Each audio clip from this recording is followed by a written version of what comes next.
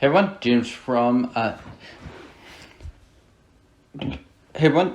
here. Today going to be bringing you a review of The Italian Connection, 1972. So sort of going in reverse order of DeLeo's Milieu trilogy. This is the middle film in that trilogy, Caliber 9 coming first, The Boss coming after that. And I wasn't sure if I was going to talk about this film because I have brought it onto the Film to Film podcast, one of the rare films where Iñaki and I disagreed on it. I am a big fan of this film, which means Iñaki did not like it. So if you're interested in our discussion, definitely check that out over on the Film to Film podcast feed. And I think this film, I don't know if it's the best in the Milieu trilogy that Fernando DeLeo did. These films are probably the best place to start on the Eurocrime genre. They give you sort of a good sense of range, as well as being just all very good films, in my view. Caliber 9 sort of has the reputation for being the best, and I guess I probably agree. That being said, this is probably my favorite, and for me, it's neck and neck with Caliber 9. And I like both of those just a little bit more than the Boss. And for me, this is probably the sort of Eurocrime, polizioteschi Italian crime film from the 1970s, 1980s that I could probably revisit the most. It has just a very simple premise that's well executed. And that's, I think, what I like about that. And I like a lot of these films that don't necessarily have overcomplicated or convoluted plots, but they just give you a lot of good stuff and are very good at what they do give you. And they just get to the point. There's hardly any fat on this. Another thing I love about Eurocrime films is, they're just lean, mean, and oftentimes highly entertaining. They are unabashedly B movies and pulp films, and indeed, Fernando DeLeo, I don't think, had any illusions about that. A lot of the source material from his films are sort of just taken from very short stories or pulp fiction type deals, not movie pulp fiction, but actually fiction that is of the pulpy variety. And this film has a very, very clean 3-act structure. It's actually a little bit longer than your standard polizioteschi, but unlike The Boss, I don't think you feel it quite as much, running at 100 minutes. A ton of these films just run in right at 90 minutes or so. First act is really just a lot of setup, and I think at that point that's where this film really takes a leap up once we get into more of the action, when Luca Canali is on the run and is being hunted. And then the third act is climax, where he finally gets to face off against the hitman played by Henry Silva and Woody Strode.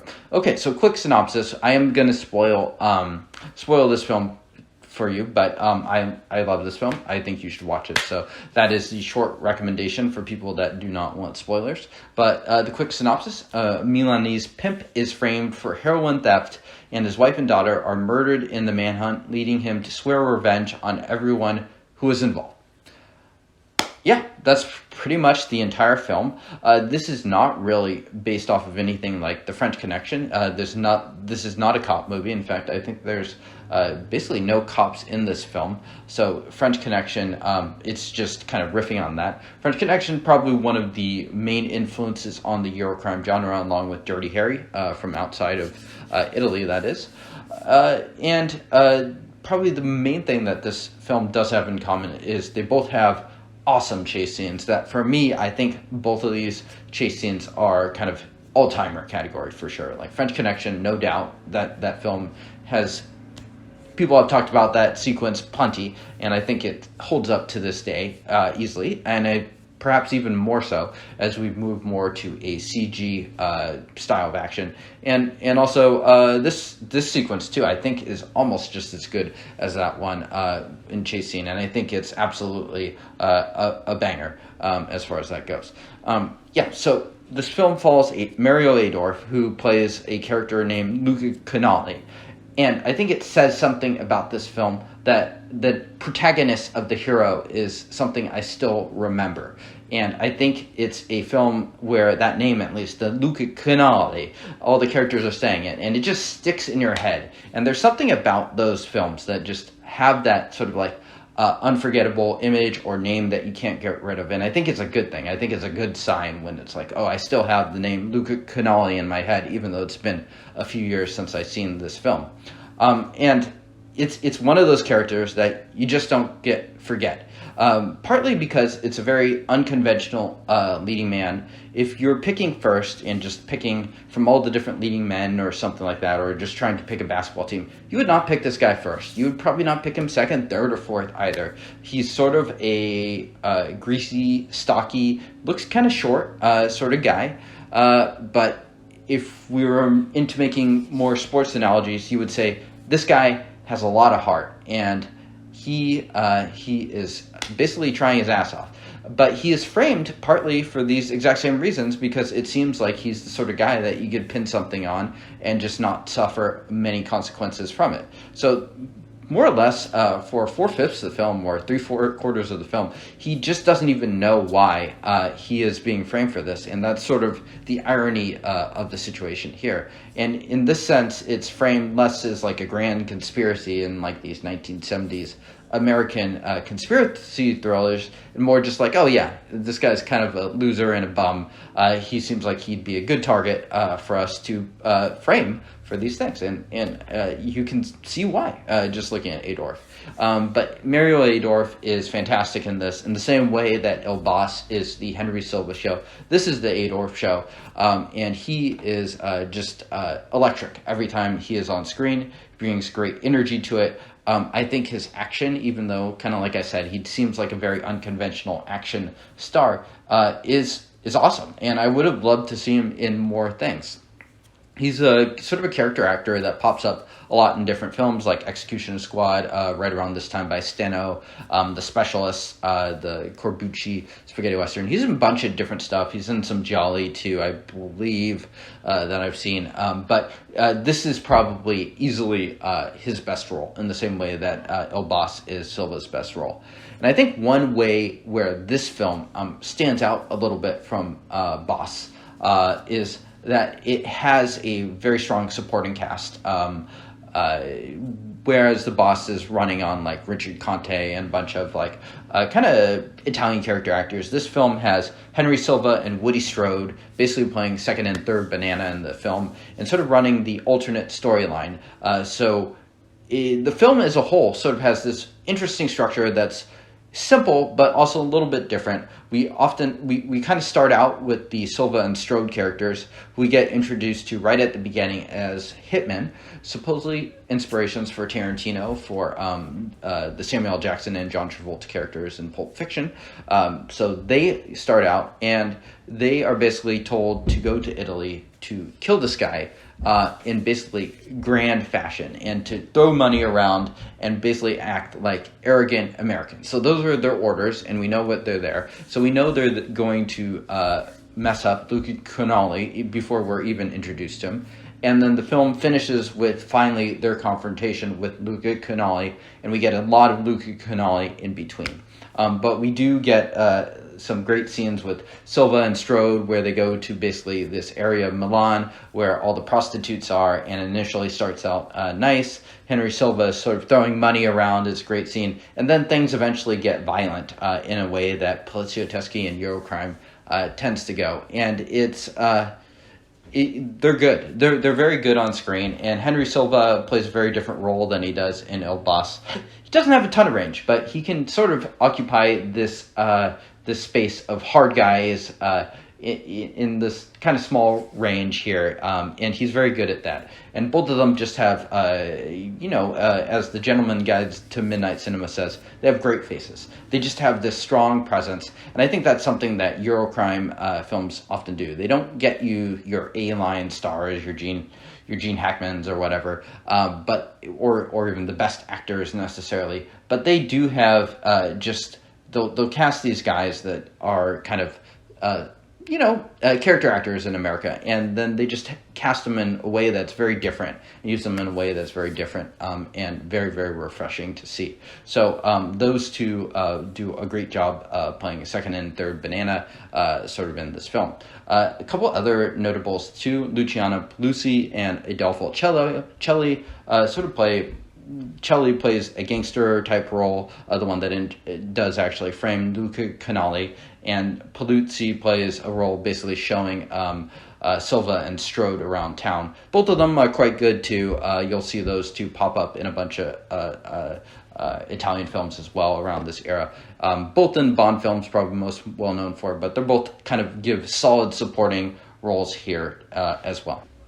The music in this film is great, and it's used a lot during the action and stuff that goes, and it just has this great energy and freneticness to it that I think, all these Italian soundtracks, the Italian soundtracks, more than probably any other aspect of the filmmaking, especially in these Eurocrime films, stands out just so much. They're just phenomenal soundtracks. This one's done by Armando Travoldi, and he's not even one of probably the top 5 or 6 Italian composers during that time, and it might be the weakest soundtrack out of the whole Milieu trilogy, but it is still great, amazing, just an absolutely great soundtrack, and it just brings a certain life to the action scene. So love how the Italians are using music in these films, and that's a big catch for me, just having music, action, all these great faces coming together to make just basically a pulp film, and that is the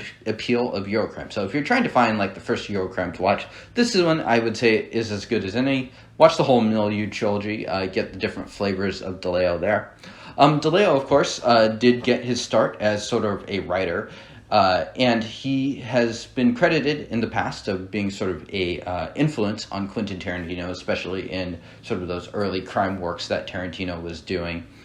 And you can sort of see why, although if I didn't know of that connection, I don't think I would put those two and two together immediately. And you just see a lot of quips back and forth between different characters. There's a lot of texture and color created in the underworld just in the way that different characters are giving each other shit. So if a bunch of Italians talking shit and acting very stereotypically Italian sounds amusing to you, then this film very much has a lot of that going on. It's just sort of throughout the film too. Just a lot of shady underworld types. For instance, when Silva and Strode finally get to Italy, even we get Paluzzi and talking to one of the employees at the bar of the hotel that they're going to stay at, and just talking about basically underage prostitution and stuff like that. So there's just a lot of different color and stuff like that put into the dialogue there that you can sort of see how Tarantino could take bits and different types of underworld creation there. The boss, that everyone has different names and stuff like that. These films also inherently kind of have some an inherent political nature to it. The Arrow box set that was released is called The Years of Lead, and that is a real time period in Italy, I think starting from 1968, if my memory serves me correctly, and it's just a very time of a lot of turmoil and tumult during that time, just a lot of political unrest, a lot of almost random violence and stuff. So a lot of these films are just almost taken directly from the headlines of the Italian newspapers at the time. So there's an inherent politics to this. A lot of them also you could call as somewhat conservative or even fascist films, especially the ones that kind of have more of the dirty, hairy types. De Leo doesn't really fit into that camp. Very few of his films have cops as the central protagonists to them. This film included. I don't think there's hardly any cops to this. So, and that's not to say it's not an apolitical film. There are a bunch of different references throughout the film. We see posters with Che and JFK and different sort of icons from that era. We have a hippie character who basically Silva and Strode are trying to get information from, and she talks about how they're too old to play butcher in Vietnam and things like that. So, and I think it's worth noting that this character, just about every character, ends up selling Luca Canali out, including his friends. But this character is probably the most loyal to him, who immediately takes a disliking to the two Americans trying to kill him, and also offers him a place to stay at a certain point. So I think it's interesting that probably the most left-wing character, the most radical, quote-unquote, is the one that is the kindest to him. despite kind of saying to him that she despises what he actually does for a living. Of the three Milieu films in the Milieu trilogy, I would say this is the closest to a straight action film. Part of that is because the plot's so simple. Caliber 9 has a lot of like double dealings and back dealings and twists upon twists. This film has a little bit about that, but I feel like this film offers a lot more just straight kinetic action to it, and I think that's one reason why this film, for me, if you were to ask me to rewatch, it would probably be my first pick here. Mainly because The Boss has some great moments, but can be a little bit uneven, and Caliber 9 is just a little bit more of an intricate, complicated film. This film, to me, is a little bit more like comfort food. So, yeah, I would say, last of all, the last thing I wanted to talk about is just how good that action scene is at the end. And if you were to draw comparisons with French Connection, this action scene would probably be what you would compare it to. And I think one of the podcasts I was listening to before recording this episode on Italian Connection talked a little bit about like how the violence often feels almost a little student filmish. And I don't agree, but I understand why they would say that. It's shot in a way that's totally different from the way we shoot action films in the U.S., especially superhero films, which are probably kind of the big action films of this time. And I much prefer this older style. These days, a lot of stuff just relies heavily on computer graphics and that sort of thing, and less is done practically. Of course, we still do some things practically, but I would say the way that this shot is shot, it has a level of almost improvisation and spontaneity that is brought to all of the different action scenes. In specific, there is a chase scene in the middle, and I love chase scenes. This chase scene starts out on foot, ends up then they go to cars, where Luca Canali just takes over a car, steals a car from someone, and then goes back to foot, and then ends on cars, all the time having sort of like Luca Canali doing his signature headbutt through the windshield. And Fernando DeLeo talked a little bit about this on an interview, and he talked about hiring a stunt team to do this, and how he basically conceived most of the action and what would be done on his own, but in terms of execution, he hired a team to do this. Julien Remy is the person he named, and he said he basically had a team of madmen that were willing and capable of getting kind of these great stunts on film. So I think that sequence right there is just totally bonkers and crazy, and it's done in a way that you definitely couldn't do today. And probably the highlight is Mario Adorf headbutting open a window in a van where the criminal who basically ran down his wife and kid is trying to run away. And it's just a phenomenal sequence. We get some of that great Travolta score in there. And it is just one of those, even if you don't check out the whole film, you need to see the sequence. And it just, it has so much of the appeal of the film in there. It kind of carries that real emotional weight to it because we see his wife and kid get run down. Adorf throughout the film does a good job of, this character could easily be very, very unlikable, being a pimp and all. But he kind of shows himself to care about humans. He's a family man. He has a wife and kid. And when they actually do get run down, it carries weight. And, as an American, you're just not used to seeing kids and families in peril quite as much as they are in these Italian films. And so for me, I'm kind of... I might be a little bit dead inside when it comes to films, but this film can really actually bring it to me. So I really appreciate when a film does actually have a certain emotional resonance to it, and this film does. So yeah, big fan of this film. Yeah, I would say Adorf won this film as much as I'd like to give it to DeLeo. I think this is Mario Adorf's just his peak of the powers, the absolute best performance. For me, rating 9 out of 10. Eurocrime, Poliziotteschi, I don't know if there's any film in there that I'd give 10 out of 10. So this is just about my favorite of the genre. And I think it's fantastic. I think it's a great entry point as well. So yeah, thank you all for tuning in, and cheers.